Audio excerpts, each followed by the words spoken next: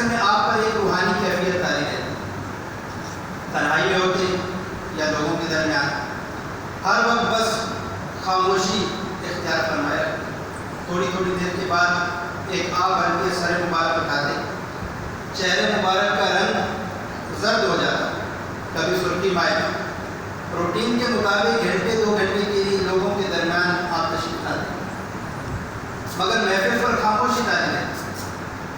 آپ کے مرید اور چاہنے والے بعض دفعہ آپ کی یہ عادت دیکھ کر رونے لگتے، مگر پیر مہر علی شاہ صاحب کی یہی کیفیت بدستور رہی کچھ عرصے تک۔ اس زمانے میں ملتان شریف کے رہنے والے ایک سید صاحب کو خواب میں شہنشاہ بغداد حضور غوث پاک رحمۃ اللہ تعالیٰ علیہ کی زیارت نصیب۔ حضور غوث پاک رحمۃ اللہ علیہ نے پیر مہر علی شاہ صاحب کی اس کیفیت کے متعلق ان لوگوں کو تسلی دیتے ہوئے فرمایا کہ مہر علی ولایت کے ایک خاص مقام طے کر رہے ہیں، اس مقام کو طے کرتے وقت اولیاء کرام بھی امداد نہیں پہنچا سکے، مگر اس مرحلے میں بھی ایک صاحب یعنی خود حضور غوث پاک رحمۃ اللہ تعالیٰ علیہ برابر ان کی مدد اور رہنمائی کر رہے ہیں۔ وہ رتبہ تیرا ہے کہ جتنے ولی ہیں سبھی تیرے زیر قدم غوث اعظم۔ سبحان اللہ، یا عاشقان رسول، یہ ہیں حضور غوث اعظم رحمۃ اللہ تعالیٰ علیہ۔ غور فرمائیے کہ اولیاء کرام وہ بلند ہستیاں ہیں کہ لوگوں کو کوئی مشکل پیش آتی، کوئی پریشانی ہوتی تو لوگ اولیاء کرام کی بارگاہ میں حاضر ہوتے، مشکلیں حل کرواتے ہیں، مگر اس شان و عظمت اور اس مقام پر قربان کہ جب اولیاء کرام کو مشکل پیش آتی ہے تو ان کی امداد کے لیے، ان کی رہنمائی کے لیے پیروں کے پیر دستگیر، ولیوں کے ولی غوث جلی شہنشاہ بغداد حضور غوث اعظم رحمۃ اللہ تعالیٰ علیہ آپ خود کرم فرمائے۔ معلوم ہوا کہ سرکار غوث اعظم رحمۃ اللہ تعالیٰ علیہ کی روحانی توجہ، آپ کی نگاہ کرم وہ نگاہ ہے کہ بڑے بڑے اولیاء کرام بھی آپ کی اس نگاہ کرم کے محتاج ہیں۔ سبحان اللہ۔ جب آقا کریم صلی اللہ علیہ وآلہ وسلم کے پیارے حضور غوث پاک کی شان کا یہ عالم ہو، اعلیٰ حضرت رحمۃ اللہ تعالیٰ علیہ کیا فرماتے ہیں؟ تو ہے وہ غوث کہ ہر غوث ہے شہرا تیرا، تو ہے وہ غیث کہ ہر غیث ہے پیاسا تیرا۔ یعنی اے ہمارے پیارے غوث پاک، آپ وہ غوث ہیں، غوث کا معنی مددگار۔ اعلیٰ حضرت رحمۃ اللہ تعالیٰ علیہ فرماتے ہیں کہ اے غوث پاک، آپ وہ غوث ہیں، یعنی آپ وہ مددگار ہیں کہ زمانے بھر کے مددگار آپ کے عاشق، آپ کے چاہنے والے ہیں، اور آپ بارش کا وہ پانی ہے کہ خود بارش بھی اس کی پیاسی۔ ایک دوسرے مقام پر اعلیٰ حضرت رحمۃ اللہ تعالیٰ علیہ آپ ارشاد فرماتے ہیں، کوئی سالک ہے یا واصل ہے یا غوث، وہ کچھ بھی ہو تیرا سائل ہے یا غوث۔ یعنی اے غوث پاک رحمۃ اللہ تعالیٰ علیہ، کوئی بندہ ولایت کے رستے پر ہو یا ولایت کے بلند مقام پر پہنچا ہوا ہو، غرض کوئی کسی مقام پر بھی ہو، البتہ آپ کے در کا سوالی ہی ہوگا۔ سبحان اللہ۔ اے کاش ہم گناہ گاروں کو بھی حضور غوث پاک رحمۃ اللہ تعالیٰ علیہ کی ایک نگاہ، ایک کرم نصیب ہو جائے تو یقین مانیے انشاءاللہ الکریم بگڑی جو ہے وہ سنور جائے گی۔ ادھر بھی نگاہ کرم غوث اعظم، کرو دور رنجو علم غوث اعظم، ہے گردن میں تیری غلامی کا پٹا، تجھی سے ہے میرا حرم غوث اعظم، تیرا ہوں میں تیرا میرے اس کہے کا، سر حشر رکھنا حرم غوث اعظم۔ صلو علی الحبیب صلی اللہ علیہ محمد صلی اللہ علیہ وآلہ وسلم۔ شان اولیاء کرام قرآن پاک میں بیان ہے۔ پارہ 29 سورہ مرسلات کی ابتدائی 5 آیات میں اللہ پاک ارشاد فرماتا ہے، وَالْمُرْسَلَاتِ عُرْفًا فَالْعَاصِفَاتِ عَصْفًا والناشرات نشرا فالفارقات فرقا فالملقیات ذکرا.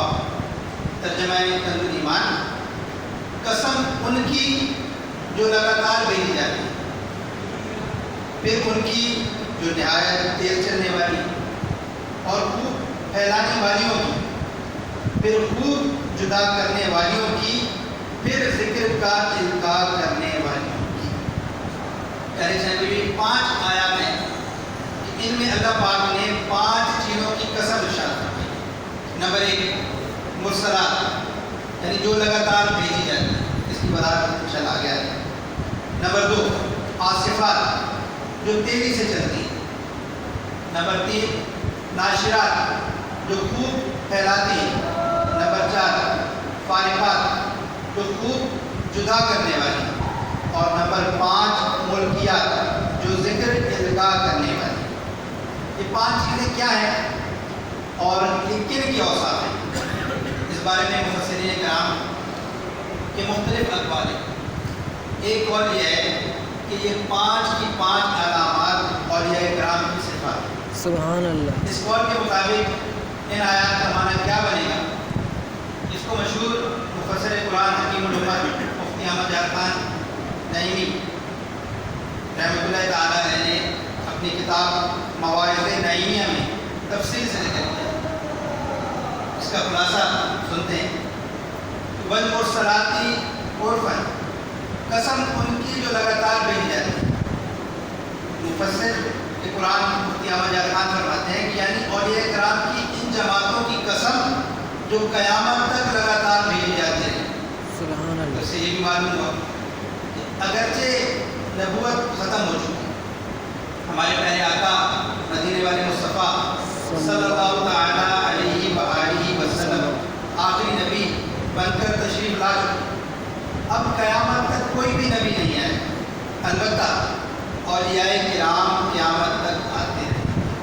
سبحان اللہ. یہ آیت کی تفسیر سے معلوم. نمبر 2 فالعاصفات عصفا، پھر ان کی جو نہایت تیز چلنے والی. یعنی ان اولیاء کرام کی یہ شان ہے کہ یہ دلوں کے میل کچیل، گناہوں کی سیاہی وغیرہ ایسے دور کر دیتے ہیں جیسے ہوا کے تیز جھونکے زمین سے پورا کچرا دور کرتے ہیں. اولیاء کرام کی نگاہ فیض سے عقیدے کی گندگی دور ہوتی ہے، اخلاقی گندگیاں دور ہوتی ہیں، گناہوں کی گندگیاں دور ہوتی ہیں، کردار ستھرا اور باطن چمکدار ہوتا ہے. اسی طرح اولیاء کرام کی نگاہ سے ظاہری جسم کی بیماریاں، دکھ درد پریشانیاں بھی دور ہوتی ہیں. سبحان اللہ. یہ بھی پہلے پریشان نہیں. اور یہ کرام علیہ الرضوان کی صفات میں سے ایک صرف فالعاصفات عصفا، جو نہایت تیز چلنے والی. اس کی جو تفسیر ہے اس میں یہی بیان کیا گیا کہ گناہوں کی گندگیوں کو دور کرنے، کردار کو ستھرا کرنے، باطن کو چمکدار کرنے، بلکہ اولیاء کرام کی نگاہ سے ظاہری جسم کی بیماریاں، دکھ درد پریشانیاں دور ہونے کا بیان کیا. الحمدللہ اس دور کے ولی کامل شیخ طریقت امیر اہل سنت دامت برکاتہ العالیہ کی اس صحبت الحمدللہ ہمیں میسر ہے. آپ دامت برکاتہ العالیہ ہر ہفتے کو عشاء کی نماز کے بعد مدنی مذاکرہ فرماتے ہیں، اور اس مدنی مذاکرے کے بعد رات خصوصی مدنی مذاکرے بھی ہوتے ہیں. اس وقت جب جہاں آپ تشریف فرمائیں الحمدللہ یہی امیر سنت خصوصی مدنی مذاکرہ فرماتے ہیں، اور ایک بڑی کامل صحبت الحمدللہ میں نصیب ہوتی ہے. الحمدللہ آپ اس شعبے سے واپس آئیں. عموماً اتوار کے دن چھٹی کا بھی دن ہوتا ہے. ہفتے کی رات امیر سنت دعوت برکاتہ العالیہ کی صحبت سے بھی پہلے آپ ہوا جا سکتا ہے. اور ہم نے ابھی سنا کہ اولیاء کرام کی نگاہ سے ظاہری جسم کی بیماریاں، دکھ درد پریشانیاں دور ہوتی ہیں. کیوں نہ امیر سنت دعوت برکاتہ العالیہ جو اس دور کے ولی کامل ہیں ان کی صحبت اختیار کریں اور ان کے پاس بیٹھ کر جو ہے اپنے باطنی امراض سے بھی چھٹکارا. اسی طرح پیارے صاحب بھائیوں، تیسری آیت بیان کی گئی والناشرات نشرا، اور خوب پھیلانے والی. یعنی ان اولیاء کرام کی یہ شان ہے طرف نگاہیں خیر اٹھائیں اس طرف حق کا بول بالا ہو جاتا ہے. سبحان اللہ. یہ جدھر توجہ فرمائیں اس طرف اسلام کا پرچم بلند کر دیتے ہیں. سنتوں کی بہار آ جاتی ہے. کافر کلمہ پڑھ کر ایمان کی دولت سے مالا مال ہوتے ہیں اور ایمان والوں کو ایمان کی حلاوت، ایمان کی مٹھاس نصیب ہوتی ہے، ایمان کی نورانیت نصیب ہوتی ہے اور اولیاء کرام کی برکت سے انسان انوار کا مجموعہ بن جاتا ہے. چوتھی آیت فالفارقات فرقا، پھر خوب جدا کرنے والی ہوں، یعنی اولیاء کرام کی یہ مبارک جماعت حق اور باطل میں فرق کرنے والی. اول تو اولیاء کرام کی ذات ہی وہ ہے کہ اس سے حق اور باطل میں فرق ہو جاتا ہے. اور حدیث قدسی میں ہے من عاد لی ولیا آذنته بالحرب، جو میرے کسی ولی سے دشمنی رکھے میں اس سے اعلان جنگ دیتا ہوں. معلوم ہوا کہ اولیاء کرام کا وجود حق اور باطل میں فرق کرنے والا ہے. وہ کیسے؟ اس طرح کہ جو ان سے محبت رکھنے والے ہیں یقیناً وہ حق کے راستے پر ہیں، اور جو ان سے دشمنی رکھنے والے ہیں وہ ہرگز حق کے راستے پر نہیں. اس کو تو اللہ پاک نے اعلان جنگ دیا ہے، اور جسے اللہ پاک اعلان جنگ دے وہ بھلا کیسے جنت کے راستے پر ہو.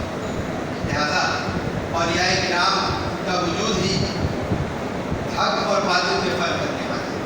پھر اولیاء کرام کی یہ شان ہوتی ہے کہ یہ جہاں جاتے ہیں جس طرف نگاہ فرماتے ہیں حق کا بول بالا کر کے باطل کا منہ کالا کر کے حق اور باطل کے درمیان فرق کرتے تھے. اسی طرح 5ویں آیت میں ہم نے سنی والملکیات ذکر، پھر ذکر کا القاء کرنے والی، یعنی اولیاء کرام وہ ہیں جو دل میں ذکر الہی اتار دیتے ہیں. اولیاء کرام کی توجہ ان کی نگاہ کر مل جائے تو ذکر اللہ صرف زبان پر نہیں رہتا بلکہ دل میں اتر جاتا ہے. پھر بندے کو نمازوں میں سرور آنے لگتا ہے، تلاوت میں سرور آنے لگتا ہے، گناہوں سے نفرت ہو جاتی ہے اور نیکیوں میں دل لگ جاتا ہے. اس موقع پر ایک شاعر کہتے ہیں کہ تہوار سے منگائی جاتی ہے، سینوں میں چھپائی جاتی ہے، توحید کی میں پیالے سے نہیں نظروں سے ملائی. یہ جو 5 آیات بیان کی